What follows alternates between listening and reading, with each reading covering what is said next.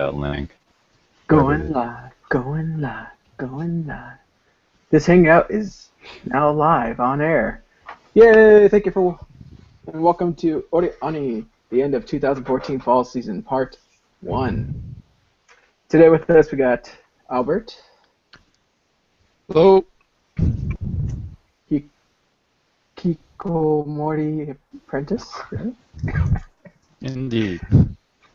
We got Niku, a resident opening and ending fanatic, I guess you'd call him. We got our Sean with us today.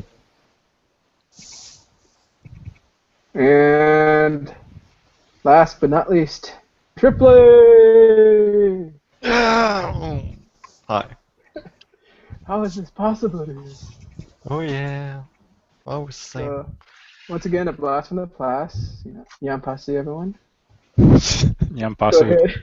Let's go ahead and get this started. Wasn't that from that RJ Volin show?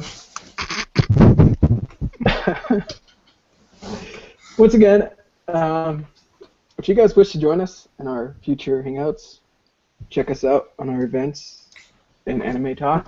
We post all these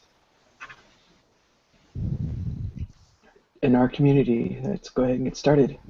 First up for discussion today is Amagi Brilliant Park. For some reason, I've been calling it Amagami for so long. I don't know why. You guys just now corrected me. Been playing too many of those VNs. Who wants to get started?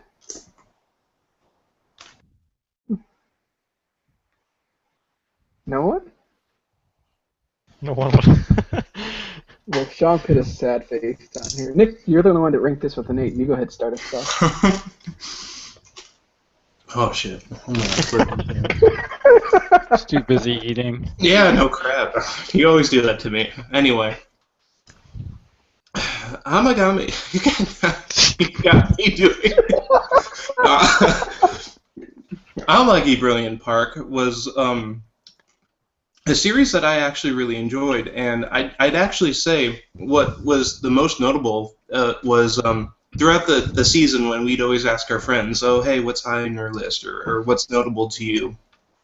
This series usually remained at that point where they would mention this series. Like, everybody that I talked to who was a fanatic seemed to be watching it, but there wasn't like a full-blown internet exposure of it. Like, people just weren't reacting to it like it was the next best thing, like, you know, your Steins Gate and your Attack on Titan. I mean, it's not really an action series, and I could kind of understand that, but I guess I kind of liked how it just didn't. I don't know if I could give it like an underrated series for that reason or not. You know, having so much exposure but not getting out, like not having all that many posts come out about it. That said, there's a lot of things I appreciated about this series. As we probably already discussed the synopsis, I was just gonna say, I liked how focused on like kind of a park economy, like as unrealistic as it was, as it tried to portray. That is, you know, our main character is kind of granted a special ability that he probably used only 3 times throughout the series, and that's something I thought that they were gonna to basically over-tropify, and he was going to be popping that thing like Lelouch, but that was not the case, so I kind of was a little impressed by that. And, You know, I totally forgot about that. He could read minds, right? You probably haven't watched the last episode. You would have been reminded of that in the last episode, so yeah, but yeah, I mean, that's something that I enjoyed. We had the main character totally use, you know, his personality and his wit to really get the stuff done without overly relying on that ability. Oh, they didn't use that at all. Like he could have used that to like hear the voices of his customers and, you know, just get a sense of what people think of the park. There's so much potential there, and they didn't use it. Or at least was covered in the anime. Who knows what he does? And never mind. Anyway, and I really kind of liked how the series ended. kind of some of the final strategies that they came up with seemed really solid, and I couldn't help but laugh when I found out, I'm not going to spoil it, who they sell a portion of the park to kind of save themselves. I totally got a kick out of that, so that's something to look forward to for anyone who wants to pick up the series. But I did probably bring this up in the earlier series, in the first video as well, but the person who did the opening for this series also did the music, or the opening sequences, at least most of them, or had a heavy involvement in a lot of the sounds for a previous series called Aquarian Evol, which I absolutely fell in love with a lot of that music, and I kind of didn't catch on right away that that was the vocal artist here. So I might have expressed that I wasn't too impressed with them this time around, and I'm hoping to get more of the predecessing sound out of this artist. The ending sequence, I really did actually kind of like in this one. it kind of the ending sequence really kind of glued me into watching it every time. I just kind of liked how almost like stained glass it came across as, and or it's like I'd see the ending and I'd be like, I totally want a stained glass wall of that. And yeah, there's plenty of fun stuff coming out of this series. I even kind of want to use their little ending role for future projects. I just haven't got to ripping it just quite yet. As horrible as that sounds. So is there anyone else who has anything to say? Actually, as I said in the previous videos, this show is really enjoyable while watching with friends or anything else, and it's a OreAni show. I never really liked OreAni shows, but this one is definitely one of the better ones, I think. And they really did something with the show to make me laugh at. They kind of not only focused on, let's say, they focused more on the interactions and story, character development, and the story progression than in other titles. And that's why I like this show. Character development is really nicely done, and artwork is OreAni top notch. I don't know. Yeah. We already had the synopsis, so let's just say I thought the 12th episode was the last one. Saw that I had 30, the really last one in my folder. So the ending is kind of strange in a way we normally watch anime. The last episode is more like a conclusion in a way we would understand, and the story changes, and that's really lovely. The ending is really great, and so this anime is, well, I would say normally everyone could enjoy the show, and that's what is making the show so interesting. That's so good.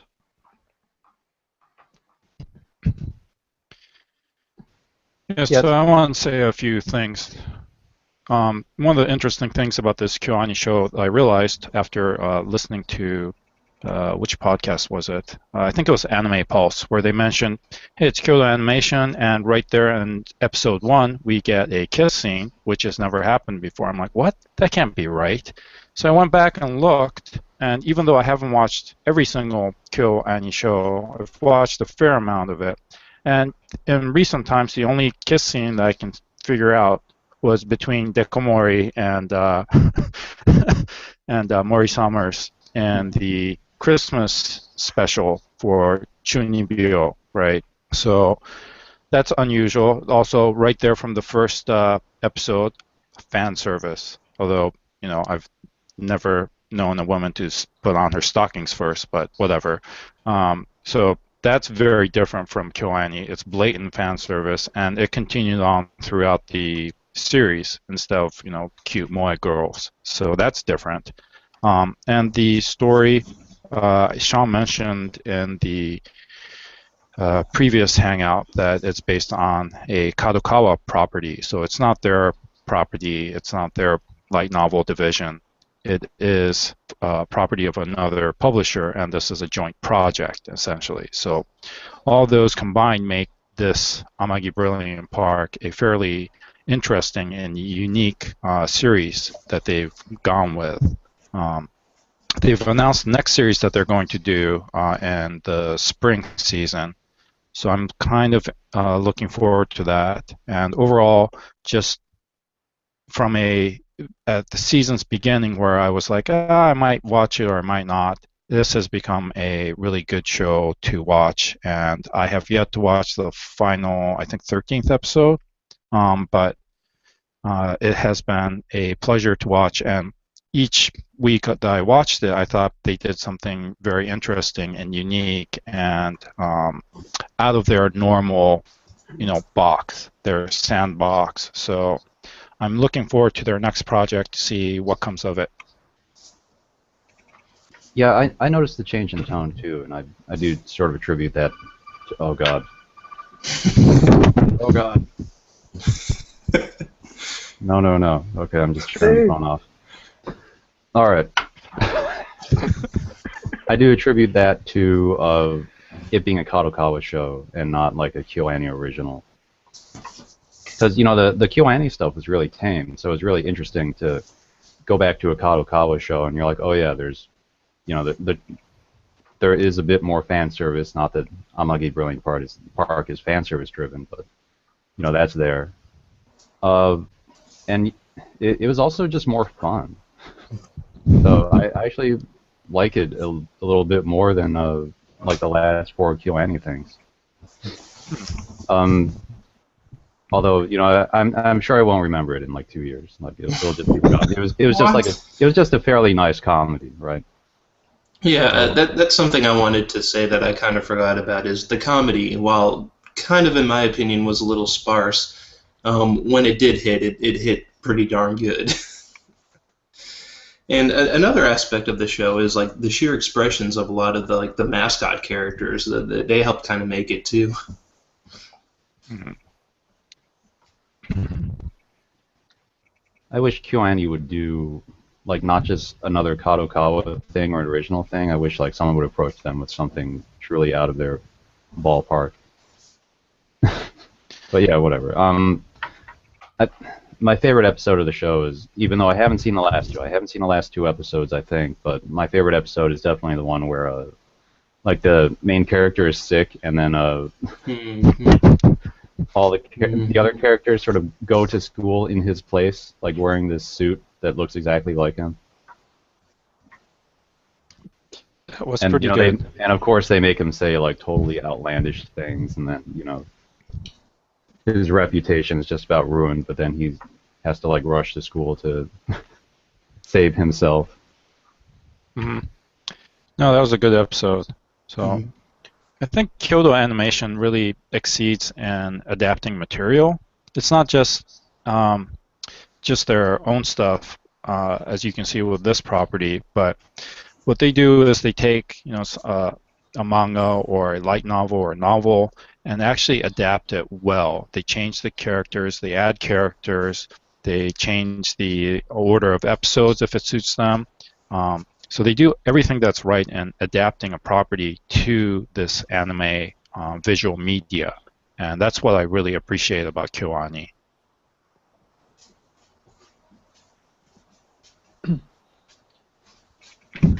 So one thing I kind of enjoyed about this show, which, although it did have some scenes, but it was kind of fun when you get those shows about maybe high school students and stuff like that, but they're not really centered around the school life. So except for maybe that one episode Sean talked about, you hardly ever got any exposure to their school life or what was going on over there. And that was kind of fun just to see them solely focused on the park. Yeah, sometimes I forget that they even go to school. Because it was just focused on their professional life, I guess. Like they didn't really need to be high schoolers, but.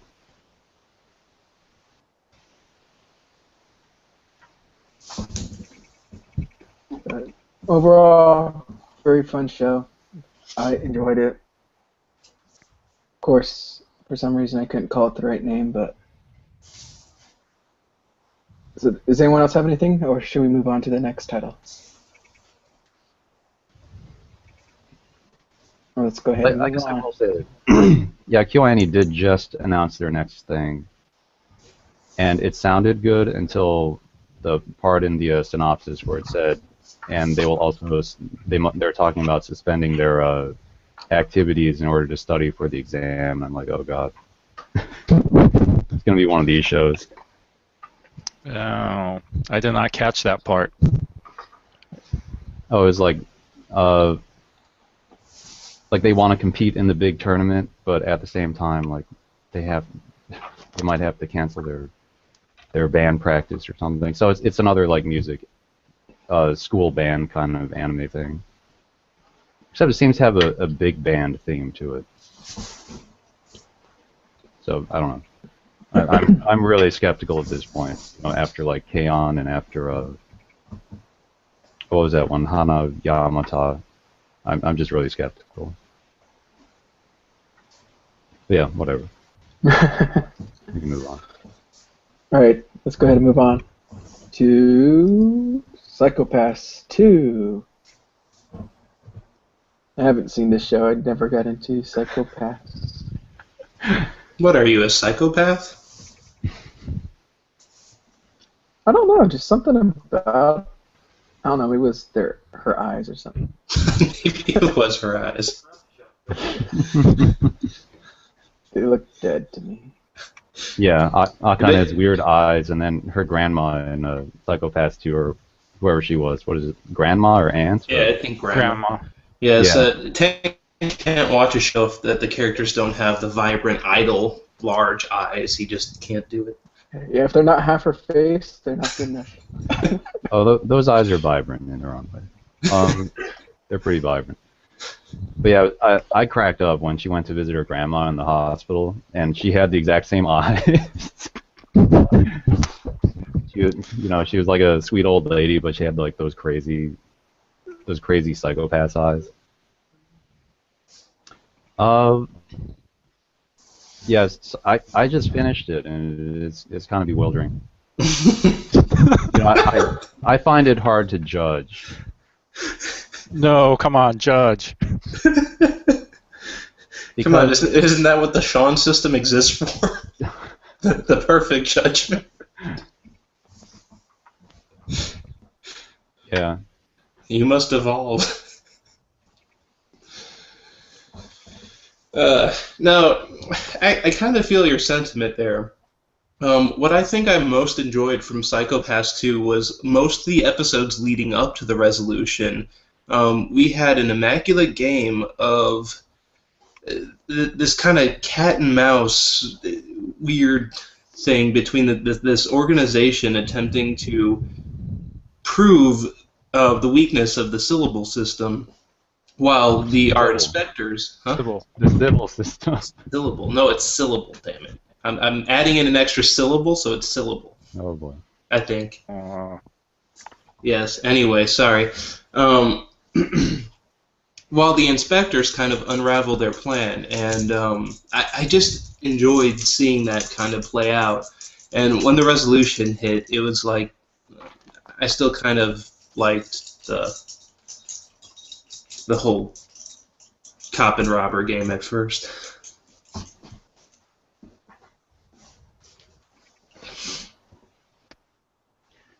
So as far as judging Psycho-Pass 2 goes, it depends how you judge it.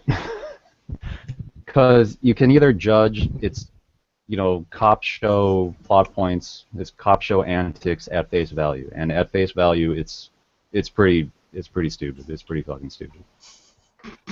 And what took the cake for a lot of people was the scene where it came down to like that dude killing puppies. He was just like strangling the puppies, and then like mom came over and was like, "Here's a new puppy you can strangle." Yeah, yeah. I mean, I gave up before that. But Psychopaths is a show that always worked on its metaphors. It wasn't really about, like, what are the plot points, because the plot points were actually pretty dumb, even in the first series. Like, some of the, like, the murders at the beginning were kind of silly. But you have to catch on that they're, like, forming a commentary about conformist society, about the, the nature of law and the state and so on and so forth. So Psychopaths 2 was, once I saw that it was trying to form its own argument, and it followed through with that in the like the last couple episodes, it was fairly interesting.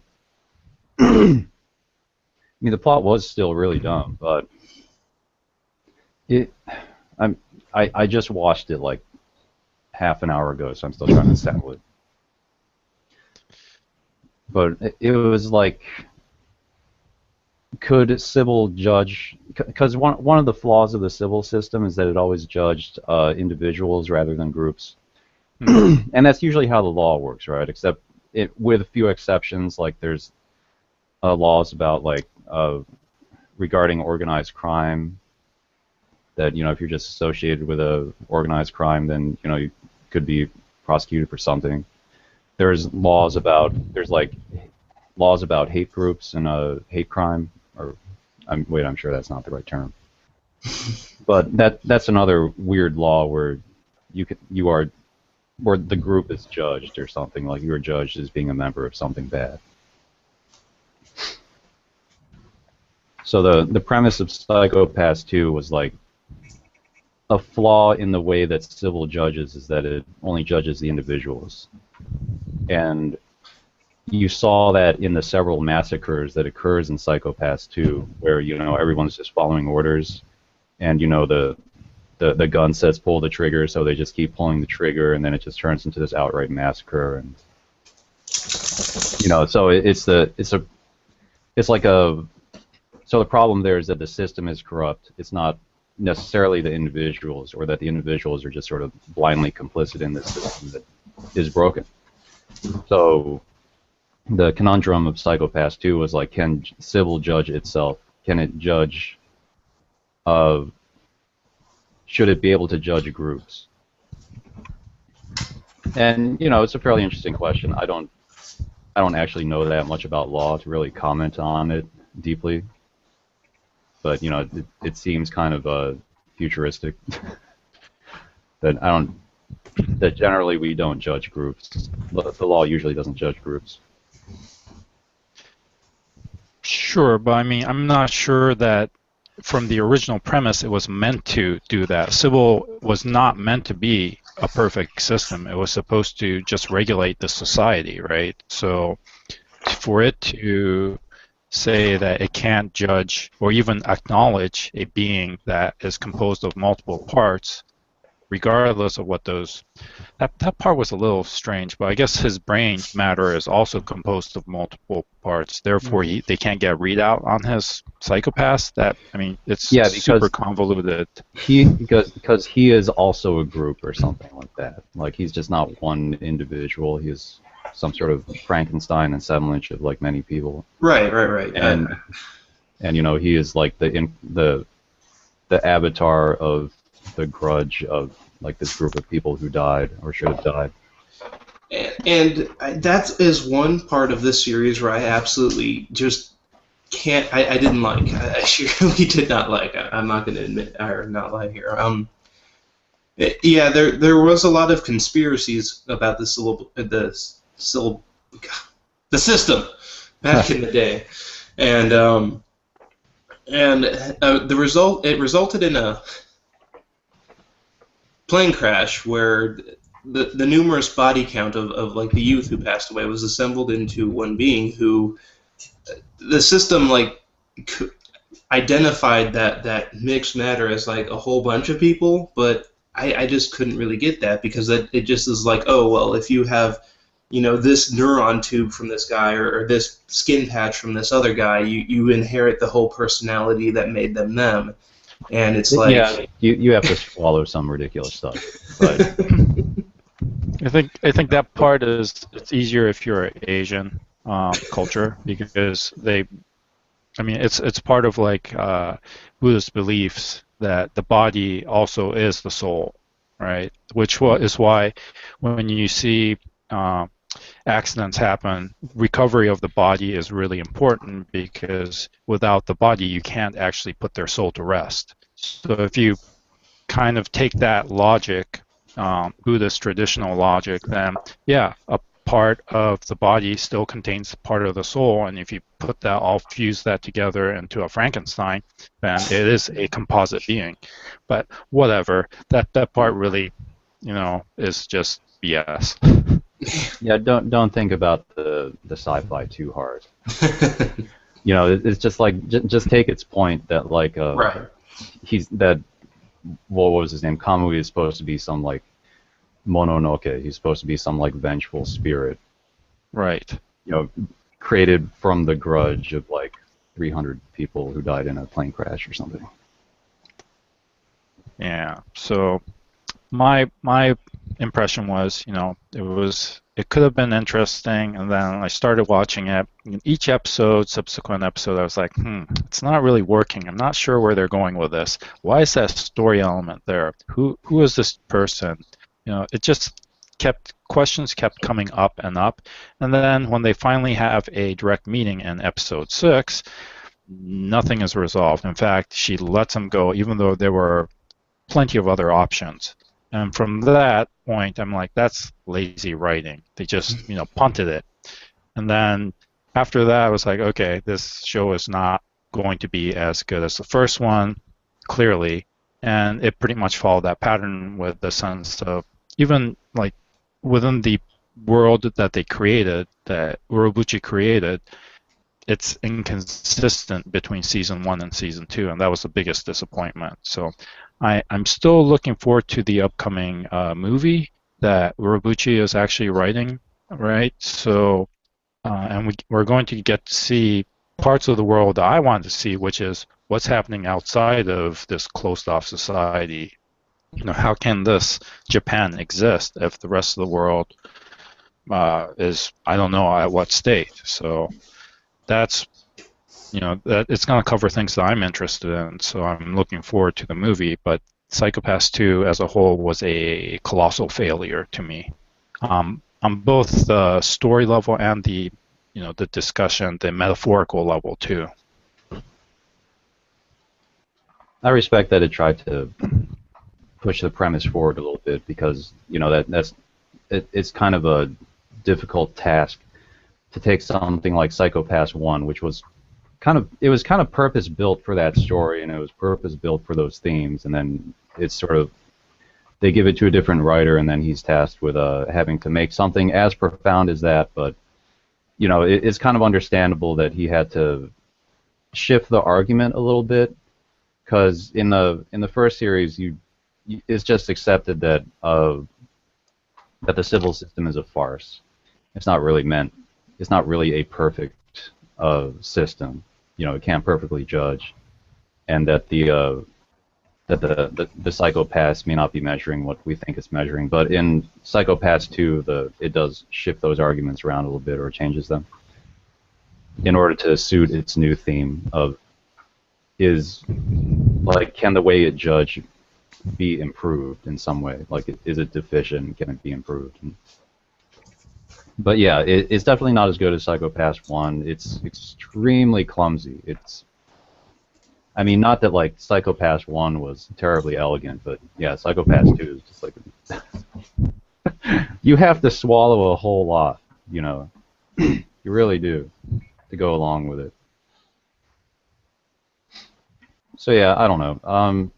I'm looking forward to the next movie, mostly because it's from Urobuchi, and there's also this drastic expansion of scope that, hopefully he can bring in new themes without having it conflict with Psycho-Pass 1 in the way that Psycho-Pass 2 conflicted with the first one, because there was a change in tone, and yeah, it's all right, but it's skippable. I guess ultimately it is an obligatory sequel, but I appreciate the challenge of having to make a sequel to something like Psycho-Pass 1, and that he came up with an original argument, you know, even though it's not really the greatest. All right. Trippley, do you have anything else or anything to say before we go to the next title? Well, as the other said, Psycho-Pass 2 is not up to Psycho-Pass 1, but I think Psycho-Pass 2 is still watchable, at least when someone considers, let's say, the characters that I really like, but the background has changed and everything. I'm still thrilled while watching it, but I'm usually watching it in, well, multiple episodes at once, not week per week. So it's a little bit, yeah, strange for me as well. All right. I appreciate that it didn't like betray what Psycho-Pass is. I was worried that it would just become some like stupid cop show where, you know, they just catch criminals in the future. But, you know, it tried. There's one more thing I wanted to say about it. I can't remember what it was. What was it? Oh, yeah. I kind of wanted to go into spoiler territory, so, you know, this point forward, spoilers for like the next 2 minutes. And because it went in that direction of like, so they pointed the Dominator at Sybil, and Sybil, lo and behold, you know, had like a very high group crime coefficient. So its solution was like, okay, we will accept our own judgment, and we will accept the premise of judging groups rather than individuals. And so what it did at the end was that it destroyed like half of its brains or something, like maybe the most criminal ones. I don't know. that I mean, part... it seemed like kind of a cop-out, but at the same time, it's going into territory that is futuristic, so it's kind of unknowable, right? Like there's no great example we can point to about like here's a system of law that exists in the real world that judges collectives rather than individuals. Like that is new territory. So I think I know what Albert wants to try to say here. So I Go for it. That is like one of the unsolved paradoxes of the series. It literally came out in one of the earlier discussions that, okay, even if you judge a group, Akane recognized, or at least came up with, most of the brains that make up the syllable network are the criminally thematic or whatever that cannot be judged. So, okay, you've got a group judgment, but now how are you still deciding which brains are most criminal when you couldn't originally judge them anyway? yeah. So it's Yeah, like there are some holes there, and they left the ending vague. You know, they were just like, "Good job, you brought the civil system into the new age, and maybe things will be good, but we don't know." And then the roll credits. It was kind of like one of the things, because I enjoyed the paradoxes that the series presented. Not commonly does anime like present paradoxes as part of, at least as easily as this one did. And you know, she kind of called that one, and I was wondering in the end, okay, so she called it, and how did it just kind of magically fix itself after it did a group thing? Could it now identify the individual parts, or what? I was lost on that. Yeah, I didn't know what exactly was going on there. No one does. So was that what you were going to bring up? I didn't understand the mechanics of it. But that's okay. Like there are a lot of things that don't make sense if you try to think about it in its strict mechanics. I just sort of took its point at face value. It's like, okay, I see what you're trying to say. I see what you're trying to do. But it is clumsy. It is an example of how clumsy the Psycho-Pass 2 was. Yep. So it's a flawed sequel, a seriously flawed sequel. So you can, I'm guessing that you could probably just watch the movie and not watch Psycho-Pass 2, and it might just be fine. I mean, if you take that as the real sequel. So we'll see what happens. Yeah. It's an interesting skippable. universe. Yeah. Exactly.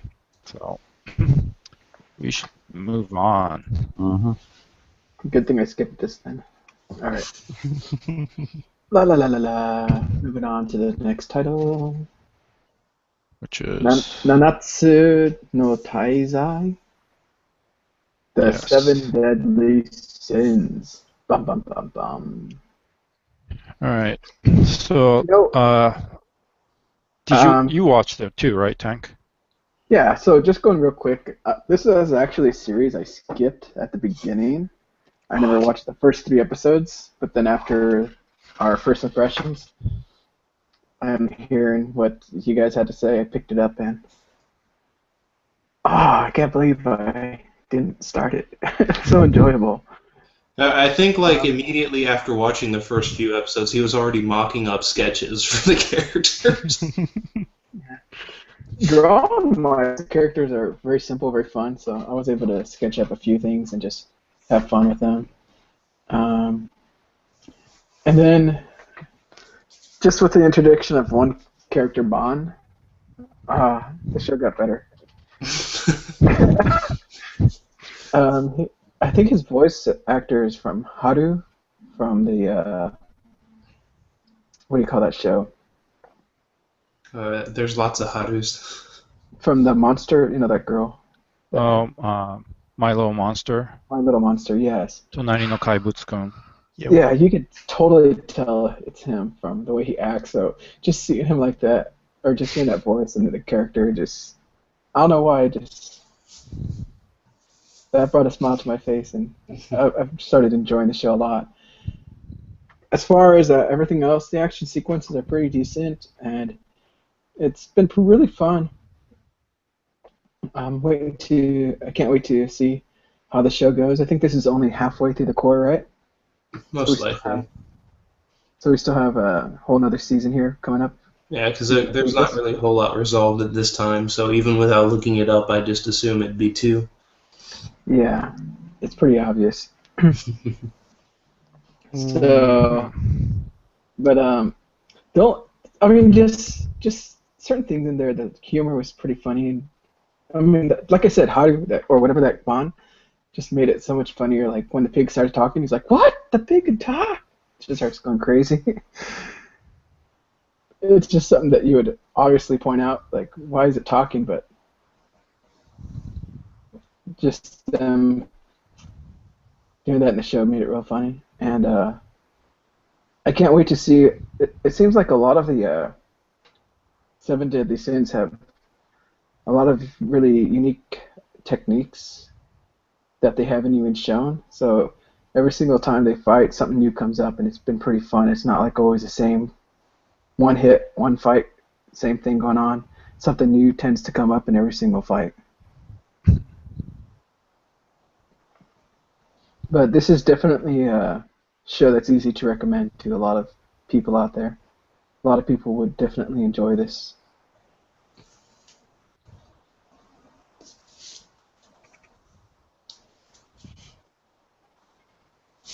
Nick, do you have anything to add? Well, from my personal experience, it's immaculately better than Dragon Ball. I mean, this is a newer series by far, but I mean, most of the sequences I enjoy, the comedy laced throughout it. It's on a little bit of like roids in comparison to Dragon Ball, but we've got some smaller characters in here. That's not too bad though. And that's actually kind of one of the more interesting things about it, where a lot of the fighting shows are extremely linear. This one kind of starts with the background that's established of the characters. So you know they're called the 7 Deadly Sins, you know they have a lot of abilities, but as they go on about their global mission, if you will, you really unravel a lot about each character, and that's been really enjoyable the way they've done it. You get thrown into the character, you find out what they can do, but then you find out what made them who they were, and a little bit of their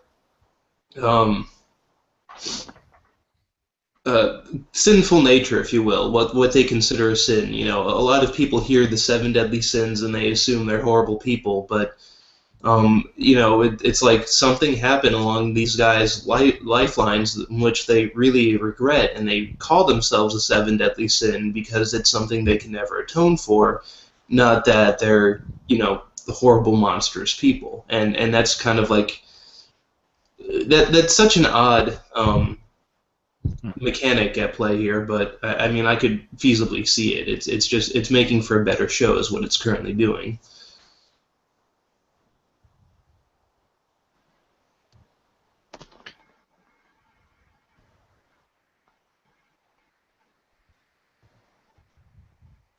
So let me just say a few things. I did enjoy this quite a bit, and Nick is quite right that the pacing is a lot faster than Dragon Ball. The problem I have is it seems like it's almost too fast. Like the amount of character that you could, cover in this 12 episodes so far, it seems like they could have spread this out over 2 cours and given more character development, stories and interactions to each of the individual characters, because the cast keeps expanding, right? So I find the pacing to be a little bit odd, and it's almost too fast-paced for me. Also, just to note, this is based on a manga series, as I previously mentioned, which is incomplete. The author said that he's only about a third of a half of the way through the entire story.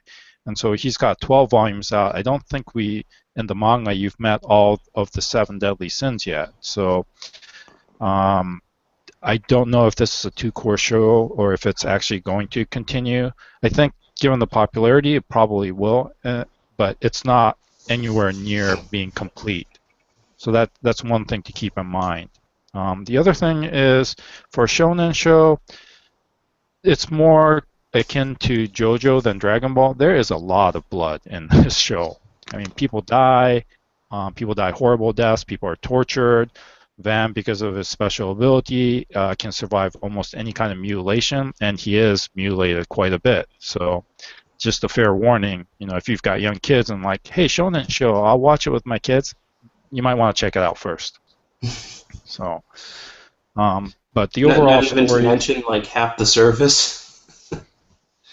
Yeah, that's pretty tame, I relatively, but I guess my main problem has been that the pacing seems awfully fast, and I feel like they could have added more to the story by exploring each of the individual characters a little bit more. But that's all. See, I almost would take offense that you'd bring up the service in Amagi Brilliant Park, but then be like, this show's tame. Well, I mean, nothing is actually shown, right? I mean, there are hints in that. In Amagi, you get a straight-on shot. Yeah, here too. So, I mean, the main character is like pressing it down really hard multiple times on multiple goals.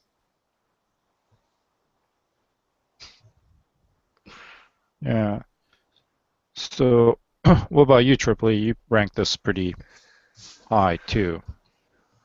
Well, I think it's really comparable with other generic anime shows like Fairy Tail or JoJo, or Fairy Tail with like characters like that have powers before they even started exploring, and yeah, but I think the backstory of these characters are really well interesting in a little bit, and as generic anime, like it kind of has its good points, like the action is mostly good, but there are a lot of characters, and a lot of characters you will forget like after 5 seconds or so.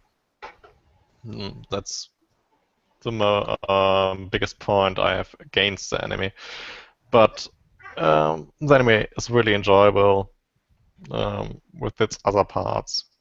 It even has decent fan service at hand, and yeah, let's just say It's kind of aiming at 16 plus or so, age of age.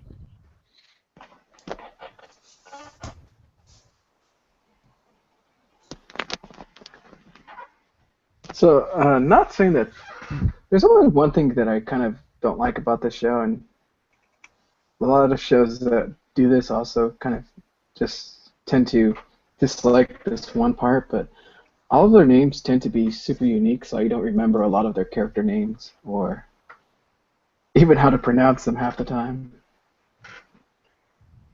And it's really hard to I don't like that, because when I'm trying to explain it to someone or talk to someone, I have to refer to them by different things rather than their names. That's just probably a personal problem with me, but that's why I like Bon also too. Simple name, easy, pretty fun. What are you talking about, Tank? There's nothing hard about remembering Ba'an and Meliodatsu. See, Medios, I can't even, that name just, yeah. It's hard for me. I can't even pronounce half the Japanese anime names. What makes you think I can pronounce those names? I was using But the name. yeah, Like, they're at least- mostly westernized names like Elizabeth and Okay, yeah, Diane I mean, some of them. and Hawk, pig, the talking pig. Well, I mean, you got that going for you, but then when you look at the other two, Bon isn't really a westernized, nor is Meliodas. Meliodas. Yeah, well, then there's King. King. I guess the cast of the bad guys, the Holy Knights, yeah, their names are all over the place. So. But Yeah, we don't like to talk Made about up. them. It's hard to remember their names. But overall, highly recommended, I would say. Shall we move on to the next topic? sure. La la la la la. Which is wow. Shirobako. Look how colorful that title is. Can't tell anything from that title. So, I haven't gotten that far on this show, actually. Shame on you. I'm going to say it's nice, it's fun, it's pretty interesting when I did watch it. But for some reason, it's not a show to me that I have to watch that week or something. Like, it's something like I can, I'll get to it when I have the chance, but because it looks nice, it's pretty interesting, but just for some reason, it's not one of my, I have to finish this. It's all the names. Yeah, I don't even know the character names in this show too. It's been so long, but.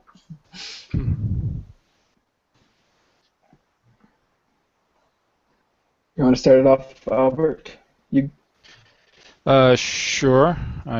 So this show has been a pure joy to watch every week. I'm pretty much always looking forward to it, whatever is happening. The first 3 episodes alone was like 11 out of 10. Okay, it was that good, and they could probably just bundle that first 3 episodes as a standalone OVA, and I would just buy it. But it continues on, and it settles down in the pace a little bit more. We get to interact, get a little bit more background of each of the main 5 girls from the high school anime club. They all promised that one day they'll all make an anime together. And so we follow, the main one has been Miyamori, who works at an anime studio as a production assistant. And so, most of the viewpoint is through her and the people around her, but we do get to see the other girls as they are struggling in their own career or lack thereof. And I think it doesn't whitewash the anime industry. There's a lot of issues that are brought up in each episode, from lack of pay, lack of talent, lack of originality, all kinds of things. So if you're an anime fan and you have watched a lot of anime, I think you would enjoy this regardless. There's a lot more depth and information that you can mine by watching these episodes. It's also true that if you there's a couple of Japanese folks that have said, hey, I work in the industry, and here's the interpretation of each of these things that you see in this episode. Oh, those envelopes, those are what's called, I forget what they're actually called, but they explain like things in the background that the animators themselves would know, but maybe the ordinary viewers don't. So it's actually fairly educational too in that respect. And after watching this, you are just amazed at any series that actually gets made. I mean, it's been a hectic ride as they try to finish off this one project that the animation studio Musashino has. But you can also see, even this this fall it's fall 2014 anime season. We've seen other shows like Twin Tales that have horrible animation, and it's all due to these production and budget problems. And so I think you get an additional appreciation for shows that actually make it. And Shirobako is consistently well made and well thought out and very interesting to me. So it is 9, probably 10 out of 10 if I had to give it a ranking right now. Go watch it now. So, once again, like I said, I haven't finished watching this, but I do find a lot of the things that they do show very interesting. Like when they were talking about background music to go here, and they played the different types and things like that, and you got to see how it looked. I found stuff like that interesting, how they got the voice actors. But I think just some of the characters killed it for me, and that's why I couldn't watch it. Like the other kid, what's his name? Screwing up. Taro. The one that everyone hates. Yeah, he pissed me off so much, and that's why I think I can't watch this show. If he was cut out, I think I could finish this. He's meant to be a hated character. He's drawn that way. He acts that way, and hopefully he's the director that he's based on wasn't actually like that in real life. In a Japanese society where everything is all about smoothing over things, making sure you don't offend anyone. I'm just amazed that he actually has a career. Taro, the character, has a career, right? But he's meant to be a caricature of the complete insensitive asshole. So it doesn't. Yes, I do want to punch him if I ever saw him in real life, but he's never meant to be. He's just meant to be over the top. Well. Yeah, I totally agree about basically everything you said about Shirobako. It's a really special show, and even if it wasn't about anime production, if it was about something else, it would still be a special show. It'd still be unusual because it digs into its subject matter like so deep. It doesn't have any fluff. Every episode is an expose into like how this industry works and the kinds of people that are in it and like how things get done.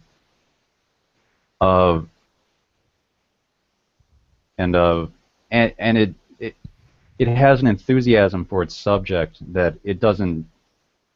It's like it's as if it's saying like we don't need to fluff this up. It's fun the way it is. Like this industry is cool.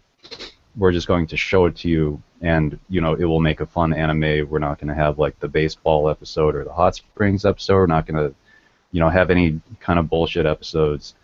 Every episode we're just going to concentrate on all the facets of this industry, and it's all really fascinating. So it's an unusual show for that reason. It's not like Amagi Brilliant Park, for example. It goes in the other direction because it's all about fluffing up its subject matter as much as possible. Like, just like a tiny bit of it is about running a theme park, but then it's always a launch pad to go on to these like weird, otaku antics, adventures. But Shirobako is just like hardcore. It's like this is our topic. This is what we're going to do. Yeah, but whereas Amagi is bound in fiction, Shirobako kind of has that non-fictional hit, so they could be that serious. But I would definitely agree. I would almost say if you call yourself an anime otaku, you cannot be forgiven for not watching this series. It's this is the how it's made of anime. And while I had a general idea of how a lot of it went down, it was nice to see it actually in practice. Like this is how it all comes together, and this is typically what people who are in that profession go through, and like how it's all set up. So, I really wasn't watching it for anything but the information it was giving it from. I don't really have any special I mean, the only special attachment I kind of have whatsoever is the ending sequence, just a little bit. I kind of like that. But that ending is pretty nice. Definitely watch the ending in this season finale. Definitely watch the ending. It's different. Okay. I did generally and earnestly like all the information it was presenting. So I believe it covered a lot of topics that I don't know if it covered every problem that a studio has ever run into. I don't know if it tried. Oh, that's okay. We've got another season. Oh, really? Yeah, it's a two-core. Ah. So there'll be a lot more, I think, next core. I'm not sure what the plan is. If they're, this would be a great place to have like a time skip, right? See how they're doing a year later. But I don't know if they're going to go with that because they're trying to land. I guess I haven't watched the last episode, so they were trying to land the, what is it? The fake Strike Witches show, right? They're trying to get the contract for like this bootleg Strike Witches thing. Yes. Right. So they're trying to do that, and whether they are going to just follow that or if they might, take it in another direction, I don't know. But each episode has been a joy. There is a huge cast of characters, so you do have to get over that. And some of them you'll just see once, and then, the interesting part for otaku is to go, oh, that person is based on this person in real life. They're all based on people in real life, or they're in. So. They're all these like fake cameos. Mm-hmm. But I would also argue that the characters Kano. Actually, yeah, Kano. I don't know what you guys are talking about. Lots of my favorite anime comes out of Studio Sun Up. Sun Up. Yeah, that was a good one. But what I also like about this show's characters is I would argue that the characters are actually pretty good because they're believable, and they come from stories that the director had, just from his experiences in the industry. Because the director of Shirobako has made like a million bajillion shows. He's a real veteran, even though he's only been working like maybe 15 or 20 years, maybe 15 years as a director. But he's just done so much stuff at like so many studios that a lot of, and yeah, like the finale episode sort of, it featured like this old dude who was working at the studio, and he always was like, I can't do that. I did watch that. I can't do that moe stuff, so he's always working on this children's program that they're doing. He's drawing like the cute animals for the children's show. Then he's called in for the finale of Exodus, the big moe thing that they're working on at the studio. And people sort of rediscover that he has this expertise in drawing, for example, horses. Like there had to be this lavish horseback chase scene at the end in the finale of Exodus, and they needed like a really good animator for that. And then then everyone sort of rediscovered his skill, and then at the end of the episode, he's like, you know what? I think I'm gonna open like I'm gonna do like anime workshops, at the studio. And so I appreciate that aspect of Shirobako and its characters. Its many characters that, these are stories that probably came right out of the industry. Right. Like, the writer had somebody in mind when they were writing that story. Yeah. So like it the old is animator. grounded. Yeah. And even that guy that you don't like, Taro, he's like I'm sure I said this in the previous hangout, but he is the director of Shirobako. He's making fun of his younger self. Although I think he's a little too hard on himself. You really want to strangle that kid like every time. Pretty much. Yeah. I mean, one thing we haven't mentioned is, the shows that we watch, whether you would rewatch this again. And my answer for Shirobako is yes, I'd watch it like 2 or 3 times just to see all the characters again, to learn more about them. I mean, it's a huge infinite replayability just from the production of anime to actual persons that they model characters after. So I think it's a very attractive long-term anime, and I hope the sales is. I haven't checked sales, but I hope the DVD sales is going well and that this is a standout show. Yeah, I hope so too. So a little anecdote. I'm doing a panel next week at an anime convention. It's about directors, and I'm writing a part for like what directors do and the challenges that they face. So right after we said, okay, we're going to do this panel, then Shirobako started airing, and it's just like blowing my mind. I'm so glad that this thing's on the air. I've been holding off writing my parts because like every episode of Shirobako is like a revelation. Even in the very latest episode, the director was like, they were going over the storyboard and they were like, well, we don't have the animation talent to like realize this finale scene. We have to change the storyboard. Like they were deliberating about that. I'm like, oh god, thank God this is here, because I was writing about this. I was writing about that. This is probably what happens, But now I know, because it was in Shirobako, that I can be more confident, and it. And the whole last arc is about like how animators are scouted. That it's all done through these connections. There's a talent crunch, and everyone's trying to secure the best animators. But when it's like finale time and everyone's making the series finale, then there's like a huge crunch for securing talent. It's all really interesting stuff. It's just like such an awesome expose into the anime industry. It's so good. Like I can't think of another show that goes into this depth into a field. Outside of like maybe sports type stuff where you would expect it to do that.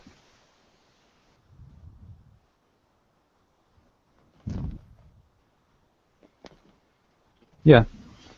All right. So next is Trippley back. Yeah. All right, because the next title on our list seems like you're the only one who's watched it. Yeah. Akatsuki no Yona? Correctly. Wait, what does it say underneath here? The girl standing in the bush or blush of dawn? Yeah. Actually, I wanted to talk about the show because we didn't at the season start. The show is kind of a shoujo show, which is about an adventure of the princess. And the show is deliberately trying to, let's say, show you what happens to a person when a coup d'etat happens in a kingdom, and how she tries to overcome her problems, the kingdom problems, how she wants to handle it. And I must say, as I'm the only one watching it, I kind of enjoy it, but it's kind of focused not being that generic as like Nanatsu no Taizai, but it kind of has a shoujo elements. It has a lot of guys in it, and it kind of focuses a little bit more on the connections between the characters, or like the followers and the princess. And Yeah, it kind of feels a little bit like a reverse visual novel when or dating simulator, where the girl is kind of the main character. But I must say that I like the story, and I kind of it's innovating to have a shoujo anime with, let's say, a lot of dark elements. But yeah, I think I've never watched a shoujo anime with that much dark elements. Coup d'etat, blood. I think action scenes in every episode, or mostly every episode. Well, it's like a princess trying to, well, change herself. And that's what the show is mostly about. It kind of hangs a little behind the manga, but as of now, I really like it, so I wanted to talk about it a little bit. So I haven't heard much about this. I mean, I haven't seen anyone posting anything about it, so I never bothered trying to give it a chance. So, are you saying that I should give it a chance, or? Well, the first episode is the darkest part of the anime as of yet. So if you watch the first 2 episodes, you might know if you want to continue. It has a lot of, well, shoujo elements in it. If you like shoujo shows, you might like it a lot more than when you only like shonen shows. So you might give it a go. Alright. I'm gonna have to check it out since you said it. So let's go ahead and... I think it's a two-core show as, yeah, just the middle of something. Alright. I'll definitely check it out this week and see. Probably watch the first 3 and see what it's like. So no one else has watched any of this, right? I haven't watched anything past the first episode. Alright, let's go ahead and move on to the next title then. Transition. What is this? Fate's Day Night? I had to put a picture. Here we go. Boom! Fate's Day Night, Unlimited Blade Works. I bet everyone watched this, right? I'm like an hour and a half behind. What? I'm It's like 2 episodes. 2 episodes. I'm 2 episodes behind. That last episode is an hour long, so. Well, it's like 40 minutes, 44 or something. It's double length, so sure. You watch it says with the commercials. Okay, so it's an hour.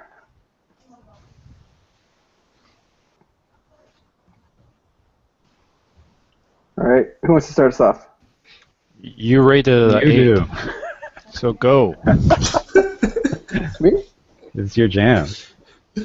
Oh, I gave it an 8. No, after watching that last episode, I found it very fun. I mean, I think I was saying this earlier. I can't remember if it was last night or something, but as I was in Hangout, it's very enjoyable. I mean, I've recommended it to quite a few people who are into anime. One thing I have to say though, if you haven't seen this or heard of Fate's Day Night, go ahead and start with this series rather than going back to the old one. I think you'll just enjoy this a lot more because I've seen the older Fate's Day Night series, and because of I know certain elements, certain things that are going to happen, or certain information, I found that maybe the show wasn't as enjoyable to me if I would have just gotten it all brand new. But it's been very fun. The animation, I mean, everyone I show it to, the little clips, just love how smooth the fight scenes go and how they look. And it's It's very fun, but there are a lot of questions that I'm still wondering about. Do you know if this is going to be 2 core or if this is going to continue? Absolutely. Yeah, at the end of it, it said it would continue in like April 2015. Didn't it say April? Pretty sure it said April. Maybe. Yeah, so that's one thing I was hoping it would just continue on, but I guess they're letting it. Because it has a lot of things I still want answered, and I still want to keep on watching, but with this break, it's going to kill me. But, It's your big cliffhanger? yeah, somewhat. I mean, you could think of it as the ending of the first season or first core for Fate Zero, right? I mean, there was stuff that happened, and then there is. I think Fate Zero cut like in the middle of a fight. You were like, God damn it. So the second half is going to ramp up quite a bit. I mean, you've watched the movie, so you incomprehensible as the movie was, you know the sequence of things that are going to happen, and similar to Fate Zero, the servants and the killing will get ramped up in the second half. So I'm enjoying it because it is the pacing, although I find it a little bit slow because I know, the story. Even then, they are developing the characters a lot more effectively. They're giving them the backstory and the time that they need to describe the situation. I'm not as annoyed at the school setting as I was when I first watched the original Fate Stay Night from the 2005 production.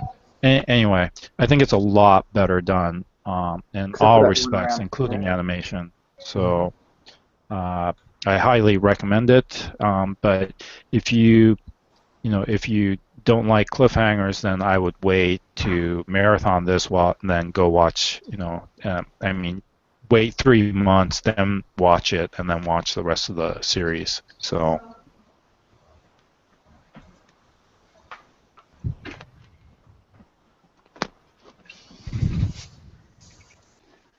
Yeah, I'm sure a friend would like kill me if I do that. Like about Fate Stay Night. I've not having that much exposure to Fate stuff. Like I haven't seen the old show. I haven't played the game. I've only seen that like incomprehensible movie, and I don't remember it too well because it was incomprehensible.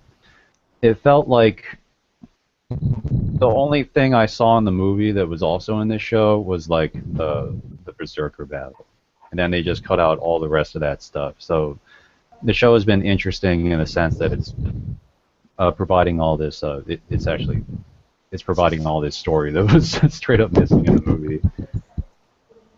So it feels like I haven't seen any of it yet. But I did find it hard to transition from into the school setting. Like Fate Zero was cool because it followed several characters, almost to an equal degree. And it didn't center around a school, where Fate Stay Night is more contrived, because it's about like you have the generic protagonist boy, and surrounded by girls, cute girls. He's going to school, and then there might be other masters in the school. It's like, oh no, this classmate is a master, and oh no, the professor, he's a master too, and there's someone setting up traps in the school, at night, like after class.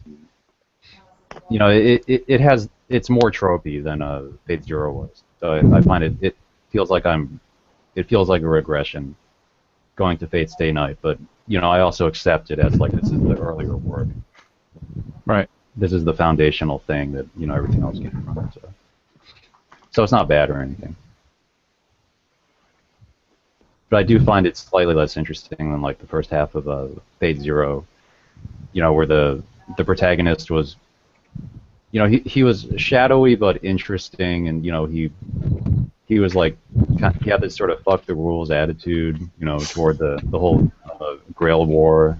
It's like, yeah, this mage wants to fight me with his magic. I'm just gonna like blow up the hotel that he's in, which is awesome.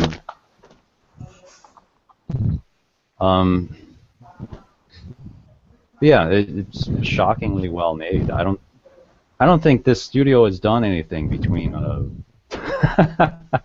I don't think the studio has done anything in between Fate Stay Night and Fate Zero. They just did the movie, that movie. I can't remember, but it was like a fantastical family film with like the witch girl from another dimension.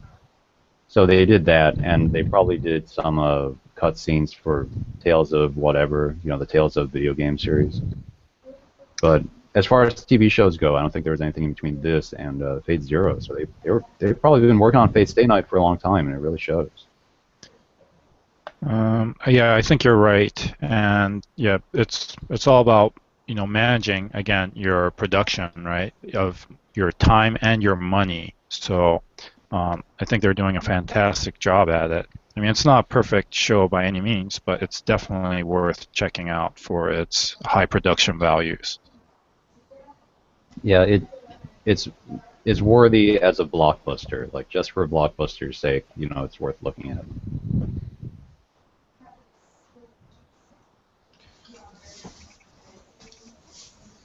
Nick, anything to add?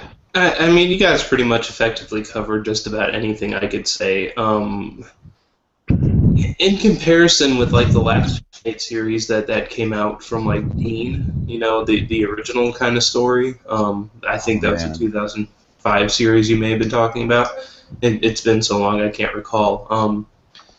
Aside from the sheer improvement of the fight scenes, I also got to say it remarkably holds character design over Dean. Not that Dean was any great with it, just it's like I like watching these characters as they do their daily life. They're not uninteresting, and that's like a pitfall with like a lot of animes. They tend to seem rather 2D on their backgrounds as they. I mean, it is 2D animation, but they just don't have that much appeal as, you know, they do their daily banter, and in this series it kind of draws you into their daily banter through animation a couple times at least, maybe not every scene, but that's probably the only thing I wanted to say. Okay. You know what I love and hate about Archer simultaneously? What's that?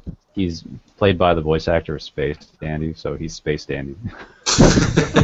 And I have to like fight to get that on my head. I'm like, oh god, it's Space Dandy. I don't even recall. He sounds like Space Dandy now. Just needs to end his sentences with like the John Yo or whatever. Yeah. Space Dandy always said. Something yo. Maybe just yo.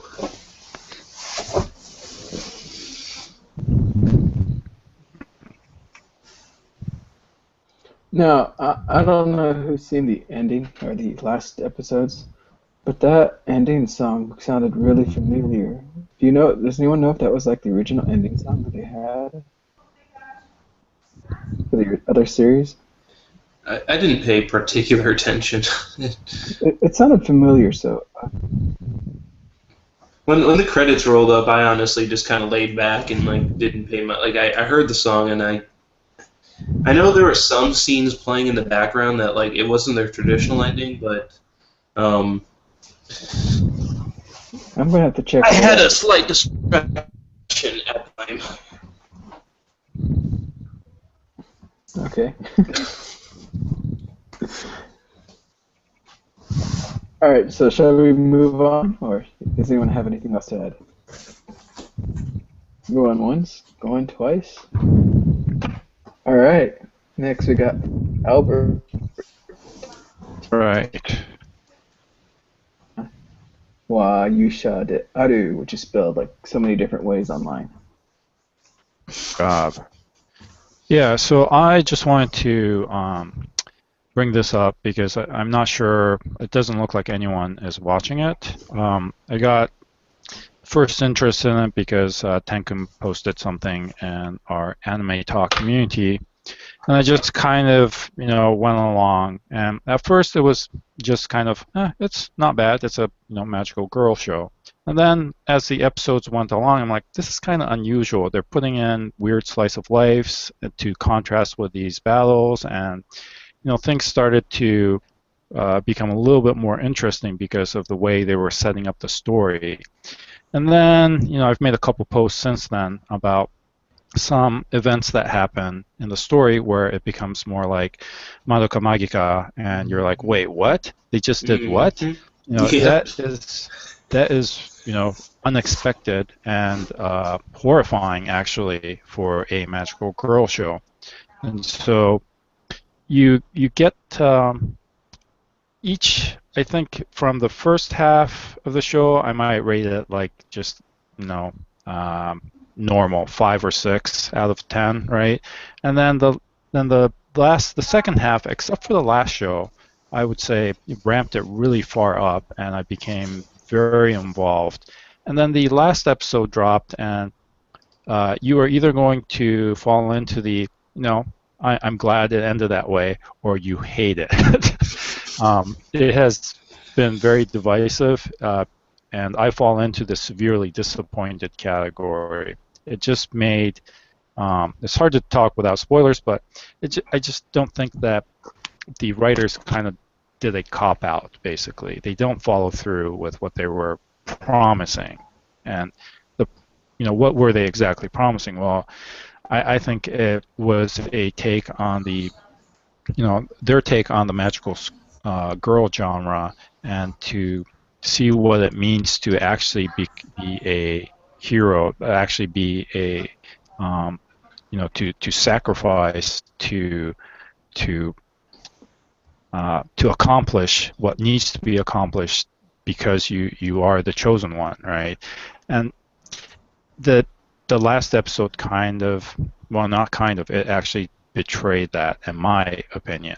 But their opinions, complete random rumors and theories going on about what actually happened during that last episode, and people are trying to basically explain away certain things. So I think it's worth checking out. I don't think you should write it off as a fluffy magical girl show. And whether you whether you agree with the ending or not, I think it'll be interesting to talk about with your friends if you watch it together or something. So I think it's worth, for that reason, to bring up in our discussion here. But for me, it ended up on a severely disappointing note. Even though the rest of the show, went as high as 8 out of 10. It was very worthy, and then it just kind of fell flat for me. So that's all I have to say. So I do plan on watching the rest of this because of the comments people have been saying. Like you said, the Madoka Magica kind of referencing. So I've gotten up to episode 6, and I'm waiting for that goodness to start. It's right around there. Yeah, so I can't wait to watch that and maybe discuss a little more with you later on. But, yes, Nick? Well, I was just going to say that I pretty much wholeheartedly agree with Albert on a lot of the topics, where I was kind of watching it because I felt like something was going to be there. A lot of times I'll watch a show based on a premise of that it feels like it's trying to do something, and then when it did start dropping, like the despairing storyline, it was rather enticing to watch. It's what will these people do? It's like one of those situations where, what would you do if you were placed into their shoes? It's so crushing, and how will people react? And so I would say that the first few episodes are kind of weak, and then it does open up to something that'll get you thinking. Whether it's not a good show or not at that point, I don't know, but it'll at least get you thinking, and that's what I appreciate from a lot of these shows. And the ending was, I don't know if I'd say I was like disappointed, but I would say that a lot of stuff ended up happening, and I never really thought that the sequence was going down that way from the get-go. Like when all these girls are friends in this club, I just it was kind of not tough to watch, but it was like, how did things come to this? So there is one question I have. I don't know if you guys can answer it or if it'd be a spoiler. But do those little avatar things that they have with them, are they really useful? Do they serve a purpose? Yeah. Oh yes, they do. Yeah, so I would say it's an important plot element, but what they're highly underutilized because other than that plot element, they really don't affect the story. Like there's no individuality to all they just look like cute Pokemon, right? So it doesn't add any kind of depth to the characters themselves, but it's a very, very important plot element that shows up later. All right. Yeah, like they have a mechanic about them, but I would agree that they don't affect too much other than that mechanic that they solely exist for. All right, that makes me happy then, because that honestly would have just destroyed it for me if nothing came up with that. I finished watching this. I haven't seen the show, but I'm just trying to get this straight. Is it like a upbeat show until it has this super dark ending? Is that what happens, or? No, it has its dark moments like episode 6, and then another one in episode 10. So Okay. it's not quite Madoka Magica where Urobuchi dropped the first big one in episode 3, right? So you do have to. The first 3 episodes, I would say, is pretty weak and pretty typical, right? So you might lose interest, but if you get to episode 6, you're like, oh my god, I can't believe they just did that, and then you'll continue on from there, expecting more and more, and they give you more and more. But I think the final episode kind of betrays that darker look by making it, woo, everyone's, they give you the rah rah rah ending. So Okay. So the only thing I have to say about it was that when I started watching it, episode 1 seemed to be very bland, just for the first half. Mm-hmm. I mean, it was almost to a point where when I was watching the first half, I was like, "Ugh, this is kind of boring. This is so slow. Then they pick it up right at the end and leave you like, whoa, and it just kind of builds this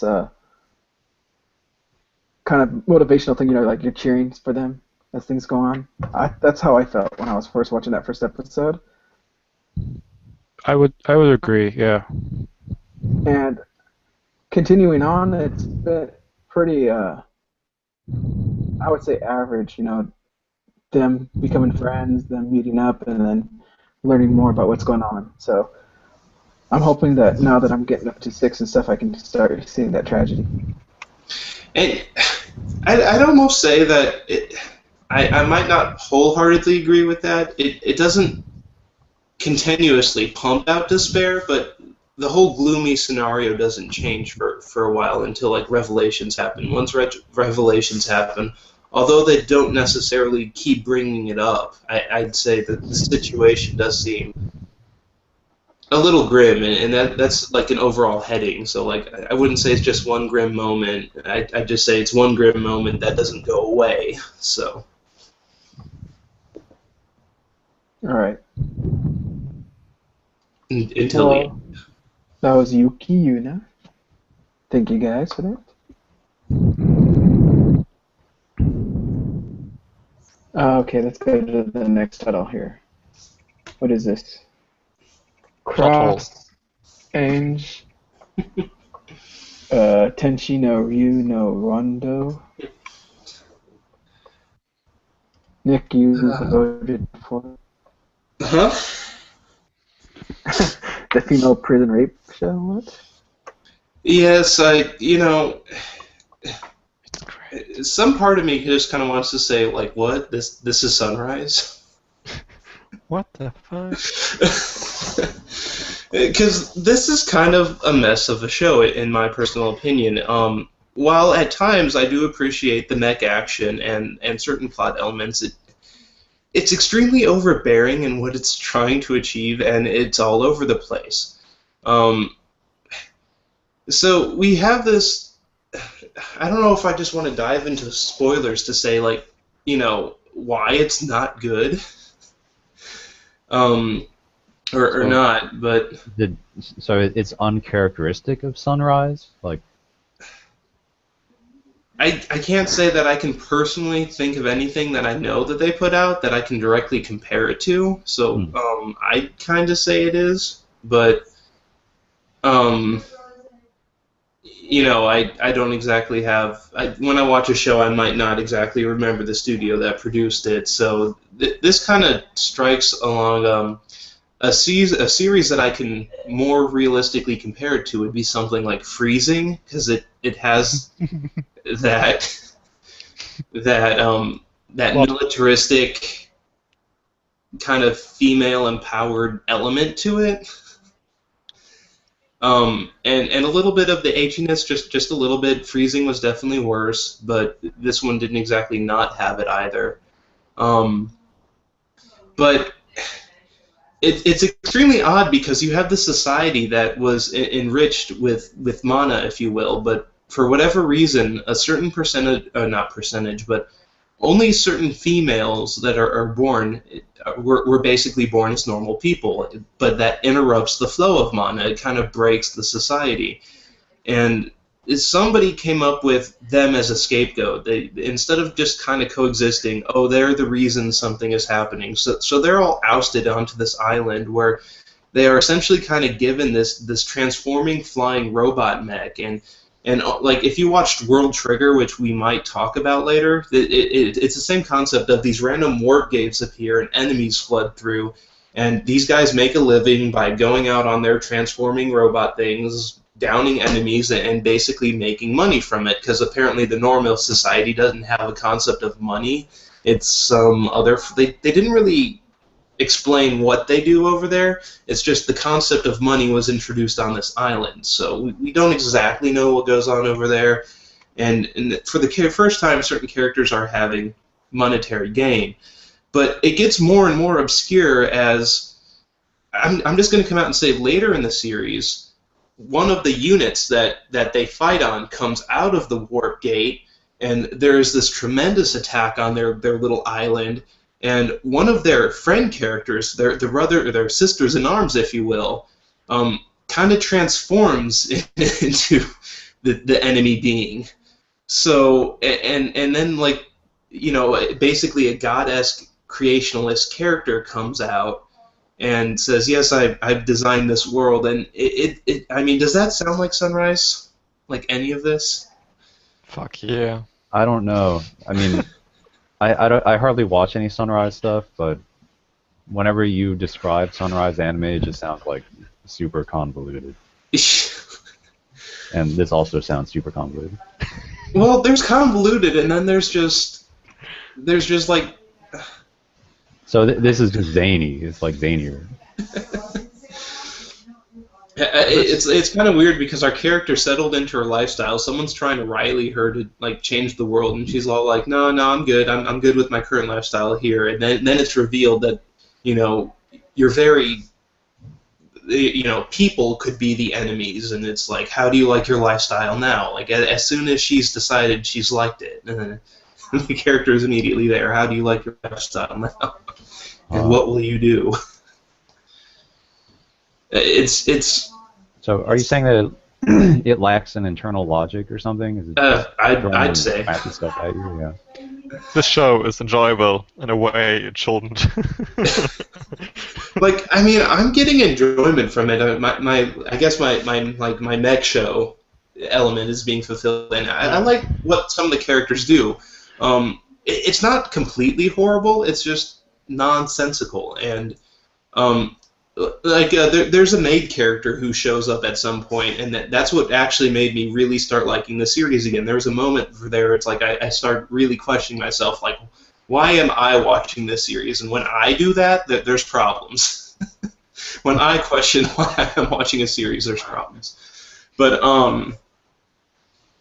I would say that certain characters arose, and that kind of and bonds were built, and that really did save the series for me. And then more convoluted stuff happened, and I'm like, oh, okay, I just started liking this thing again. Why do this to me now? One of the series' savings grace, in my opinion, is completely its ending sequence. I would almost watch the show just to hear that at the end, aside from owning the song later or anything. But it probably has one of the best ending songs of the season, in my personal opinion. Not the necessary animation, just the song itself I really do enjoy.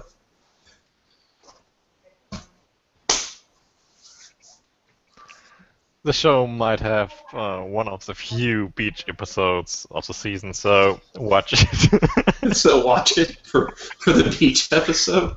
Yeah, it has a beach episode. It has multiple beach episodes. Yeah, the show is kind of enjoyable. I still don't know why at all.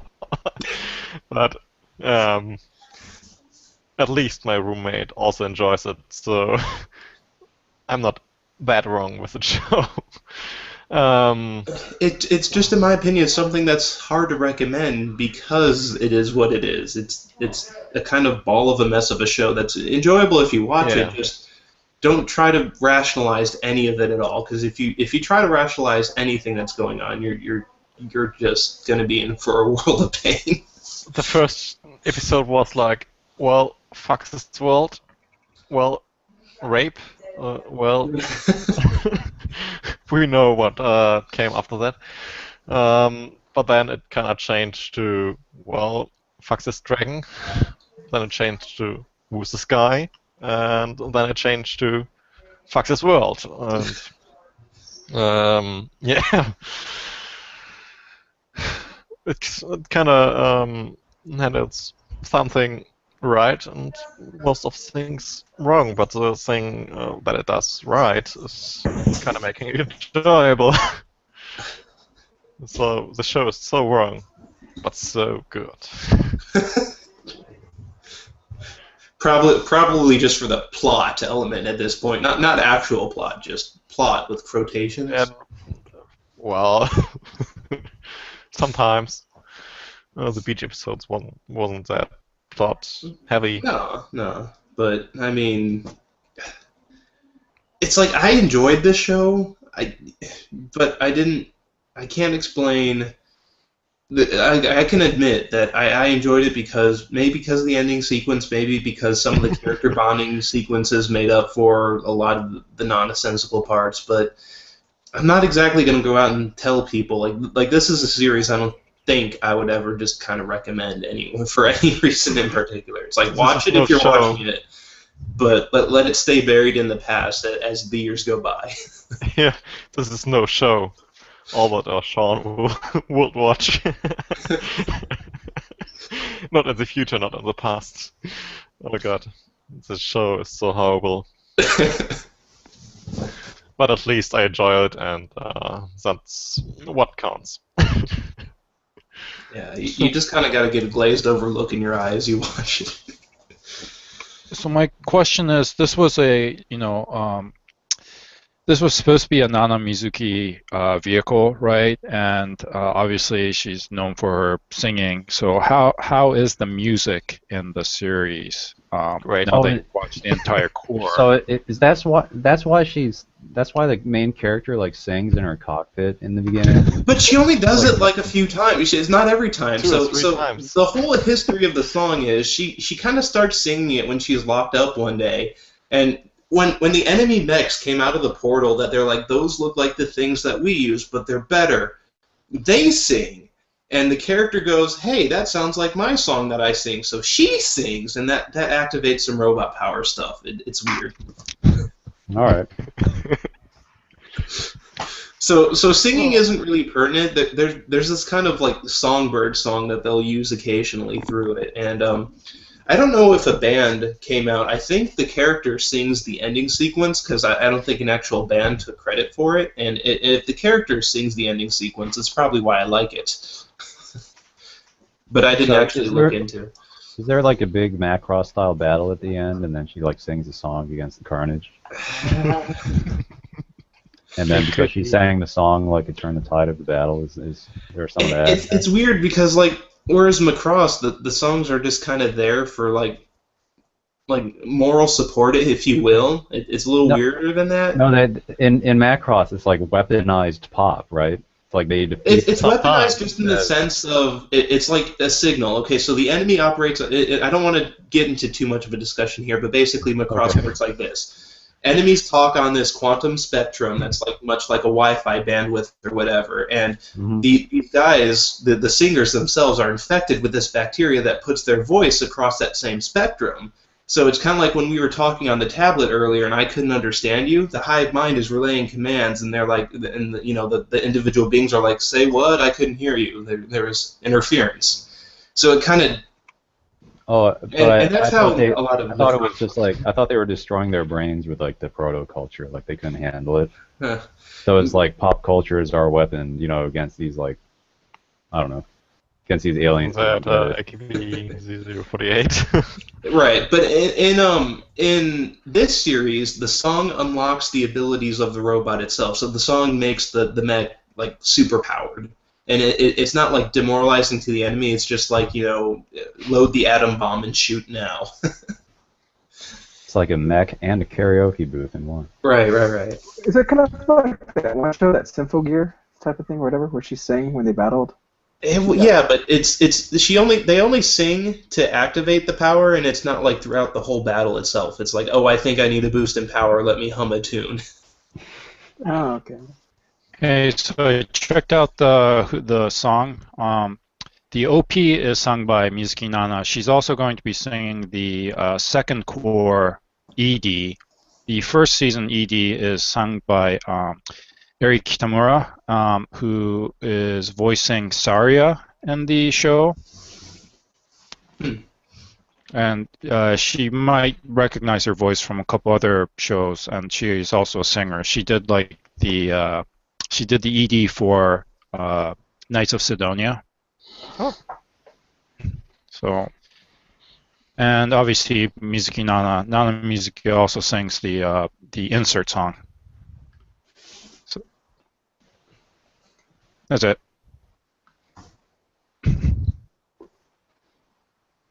All right, shall we go to the next title? It's also a great one. Yeah. The next title. Speaking of rape. Well, there's no rape scene in this one. There's another attempted rape thingy in this one, yeah. Oh. What's rape? You had sort of online that had like this It contains a lot of plot, thing. but This show, a lot of weird stuff going on in anime nowadays. So let's see, who voted for this one? Nick? Well, can we announce the title before we start? Oh no, it wasn't Nick. It was Trippley. that was me. Trippley. What is this? Madan no Oto Vandals? Yeah. Maybe Trippley can say it better than me. The name? Yeah. Madan no o to Vanadis. Yes. Yeah, actually, this show is kind of, better than Cross Ange, but it contains less rape, but a little bit more, let's say, essential fan service. So, yeah, this show is a little bit historic. It kind of seems like a 30-year war in Europe, but this show surprised me quite a lot. At first, I thought the OP was awesome. I watched it for the opening. But later on, I let's say, the main character is very... I feel connected to the main character. And the main character is like the guy that gets all the girls. And he kind of is really, really good with his bow. And he fights all the evil in his lands, trying to protect his homeland, even selling himself to the enemy to protect his homeland, then going to protect let's say, the king, let's say his homeland is like a province, and this province belongs to a bigger country, and then he kind of defeats enemies of this country while the country is dispersed. But that's handled well, fucking awesome. The battles are like historic, like tactic battles going on. Like, well, let's say we need these knights to, let's say, flank this enemy, and they explain how they do it. They kind of explain how let's say the girls, which kind of control a magic weapon, kind of damage dragons, how they do it, and how awesome they combine their powers. This anime kind of surprised me, really. Its action scenes are not that good. The animations are not that good. The art style, well, is not that good. But let's just say the show is really, really enjoyable when you like a little bit of fights and tactics. So, and if you like fan service, this might be the show of the season for you, because it's really soft fan service, like having a touch. Yeah. The show is surprisingly good. I would not recommend to drop it. Try watching it. So one thing I found very unique about the show was the way they kind of talk about the battles. Yeah. I know some people might have didn't like it, the way they showed it, but rather than showing the whole battle go out, they kind of went to this like map, and then they showed these pieces. Tactic view. Yeah, it's like a tactics kind of view, showing how they go through and how the battle's going to go out.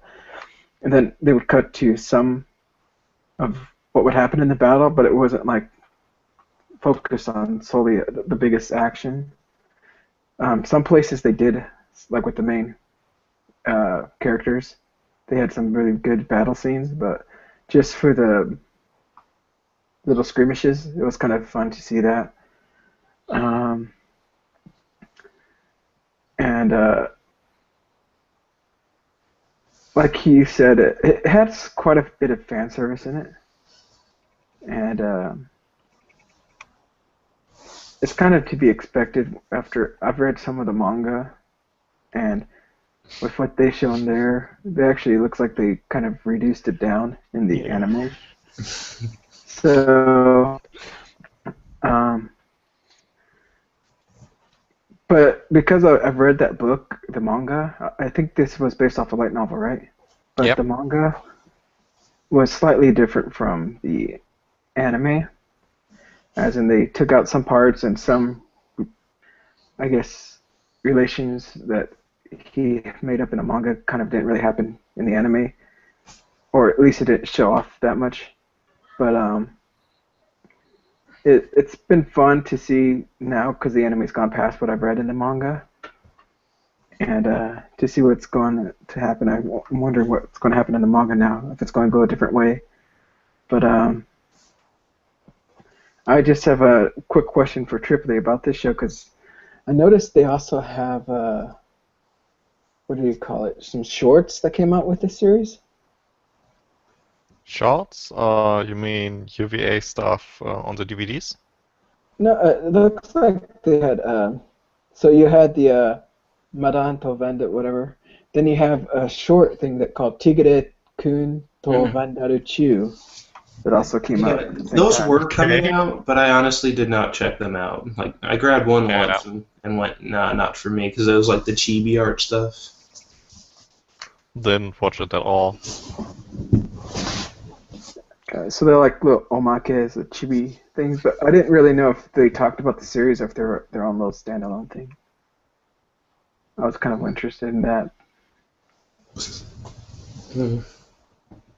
Well, I don't know.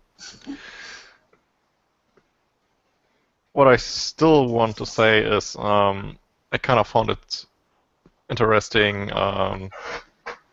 to see what political ties are involved. They kind of had a lot of issues with, like, a girl was promised for, let's say, a duke, and yeah, later on they had to fight against him, and he was like, "Oh no, fuck it," but he fought anyways. Yeah.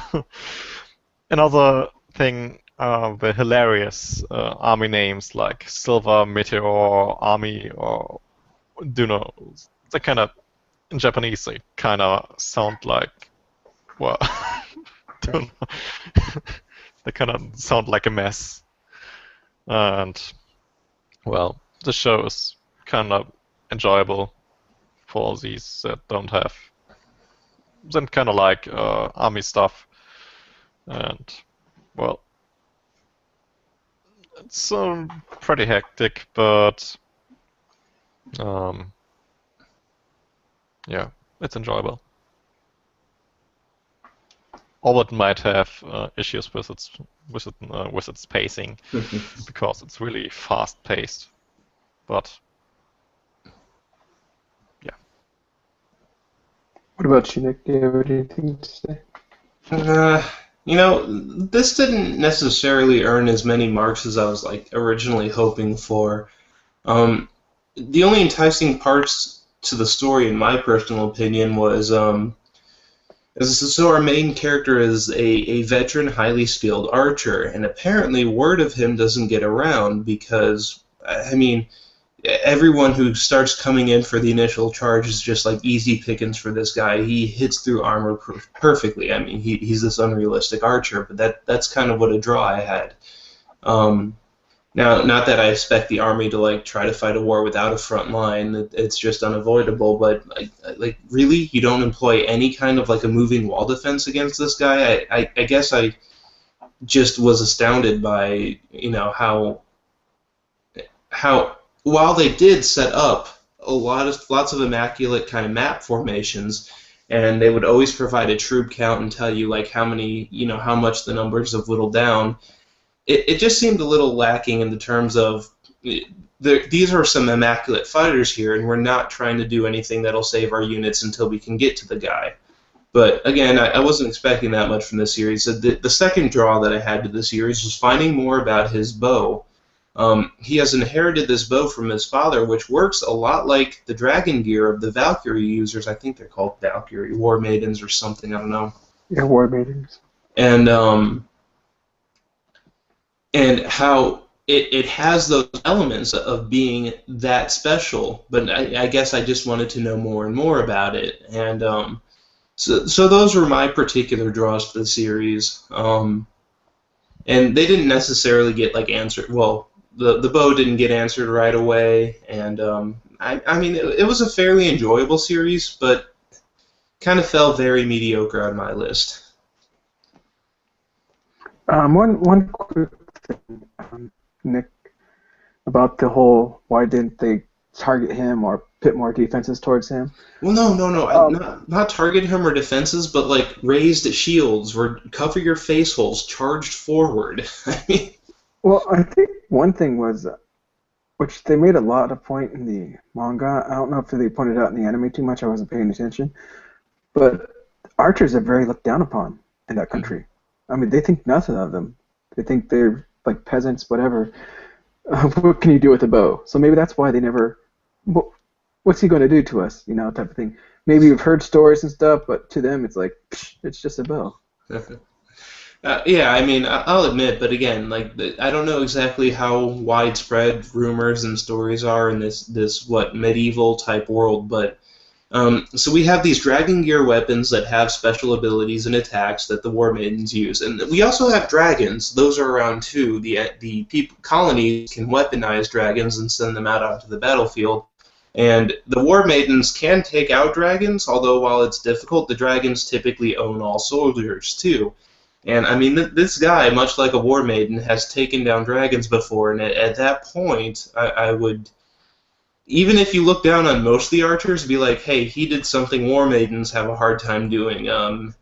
Maybe we should just anticipate that guy just a hair more than disregarding him. But I'm not looking to depict the series that much. I did like watching it, but it just didn't. I think I really wanted to watch more. Like the main premise of the series is around the War Maidens, and most of the time you're watching their combat when you're not watching the map tactics. Yeah. So it's not like it was distracted from that concept, but I wanted to see more crazy feats done by them. Is what I guess I'm saying, and not just or they did come up with a special attack a time or two, but a lot of the other times it was also like side story stuff, like here's our main guy sneaking around the enemy camp to do something. So there's a lot of stories involved, but I think I just wanted to see those War Maidens really fleshed out, and we only really described like 2 or 3 of them, and while we see appearances of others, not much is known about them. So yeah, I mean, kind of a spoiler, people. Spoiler.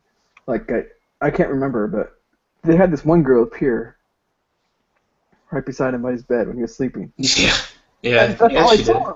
Right. I was like, what the hell? What's going on? Yeah, little things like that I'm a bit like, well, what's going on in this show? That contain fan service.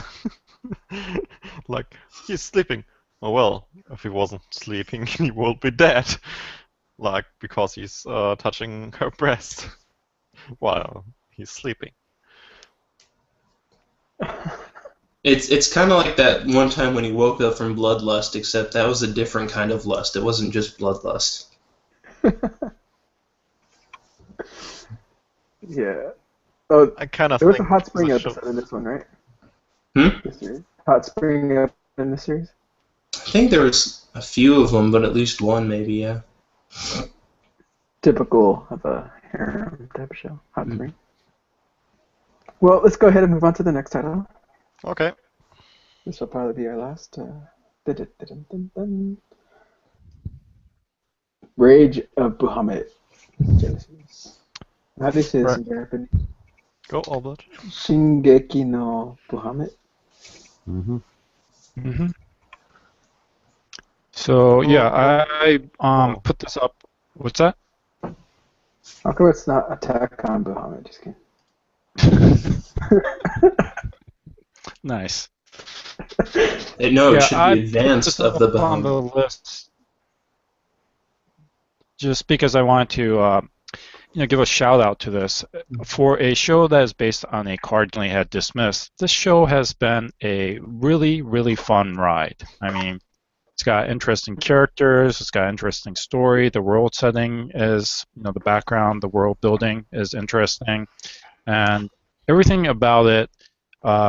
I think they did really well because, well, A, it's based on a card game, and we all know what happens to most card game-based anime. But I think they did a terrific job with it. I've been enjoying the animation. I've been enjoying the plot. One thing to note is that Funimation has it licensed in the U.S., and if at all possible, don't watch it at Funimation or a rip of Funimation because the black levels are awful.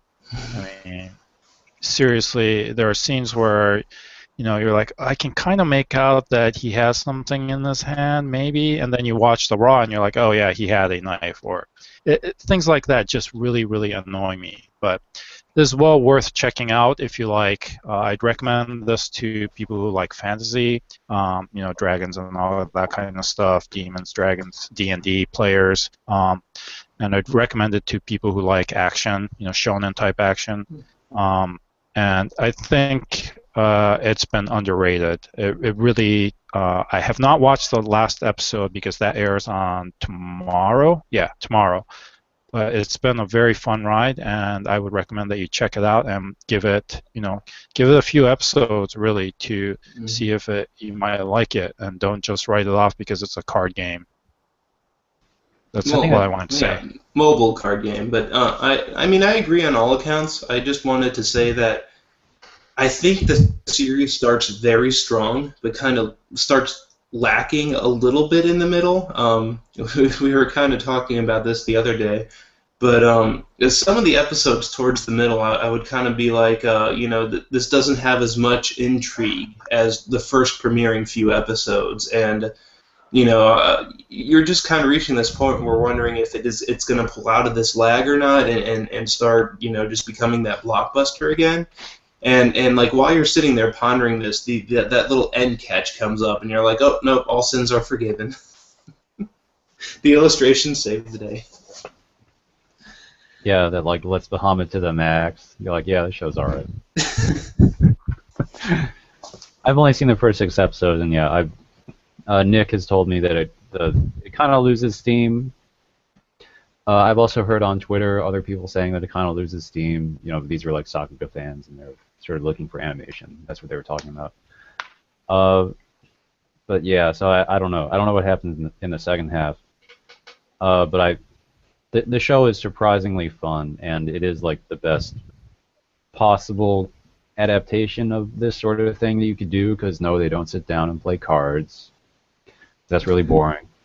Instead, they sort of, it seems like they interpreted the world that is evoked by the card game, and they made that into this like popcorn fantasy anime. And it's fun.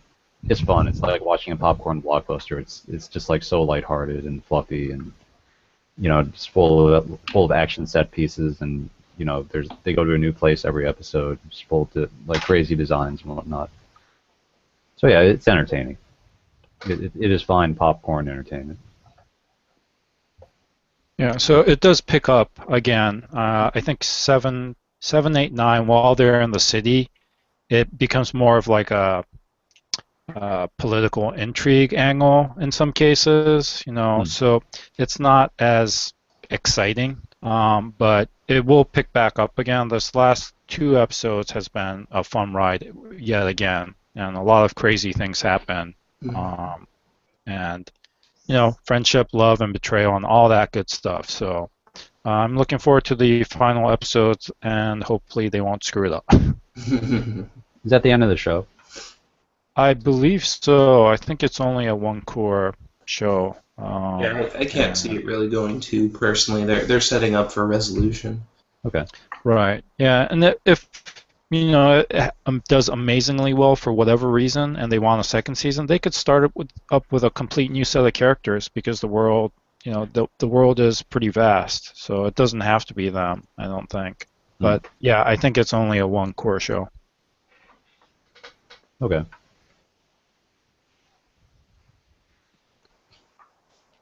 Anything else from anyone? Sort of going back to Shirobako's lessons about like how finding talent can be about connections, then even though this Bahamut Genesis came out of nowhere, it's jam-packed with like big names in the industry, and like big animators, and like a well-known director, and it sort of people suspect that it's because MAPPA has those connections. Even though MAPPA is a new studio, it was founded by Maruyama from Madhouse. He's like one of the founders of Madhouse. So people are guessing that it's because he has mad hookups that he's able to create things like Shingeki no Bahamut Genesis, and Zankyo no Terror, and Kids on the Slope, and even they even did some boxing anime that's supposed to be well regarded. Maybe it was like Hajime no Ippo or something recent. So even though it was Hajime no Ippo. Yeah. So like this studio just like hit the ground running, and people think that it's because of Maruyama, and this like random stupid like video game card game anime like has like awesome production values. People also attribute that to like MAPPA just having like mad hookups and access to talent. Yeah, probably. I mean, I don't think we've seen an episode in Shirobako which specifically deals with co-productions or joint productions, or even asking specific studios for help during certain episodes. But MAPPA, I'm on their site, and has done the only thing original that they've completely done on their own is Zankyo no Terroru, right? What was it called? Terror in Tokyo. Yeah, or The name, Terror in Resonance and whatnot. Terror in Resonance, right? But they have, and then this is their second one. But they have done joint ventures with a bunch of studios to make Kids on the Slope, Space Brothers, Amnesia. Oh god, that was horrible. Hajime no Ippo, Space Dandy, and currently running Garo, the CG dark fantasy stuff thing. I don't even know what that is. It's based on a live action series, but I heard it was pretty bad, so I never checked it out. But yeah, so the studio has all these pull and have been a contributing factor to all these other animation studios, and that's how they're able to pull talent to them, I believe. Well, it's actually pretty common that studios aren't just that in most TV anime, they tend to involve lots of other studios just doing random production assistance for each other. Mm-hmm. And you did see that in Shirobako, where they were using outsourced animators, and they have to either pull the assets from the FTP, like there was that episode where the FTP goes down, or Miyamori, is that her name? Like she has to go drive to the other studio to get it. Yeah. Like pick up the frames, not just from freelancers, but from other studios. So. Yeah, it's kind of cool.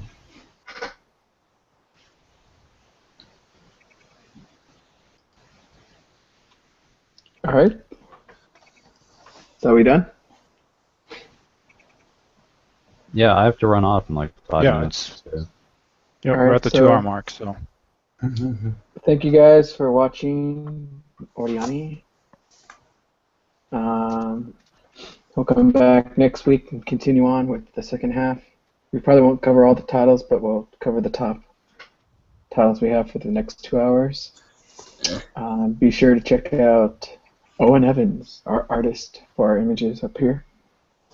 He's always doing such a wonderful job for our cover art.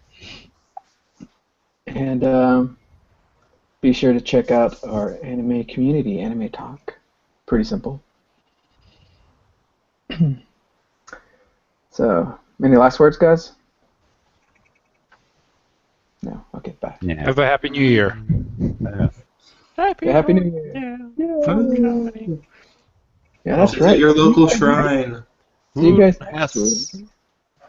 Actually, who has the New Year's first? Europe or USA? Yes. Europe. Oh, Europe. Asia first, but Yes, but then Europe then. All right. Australia.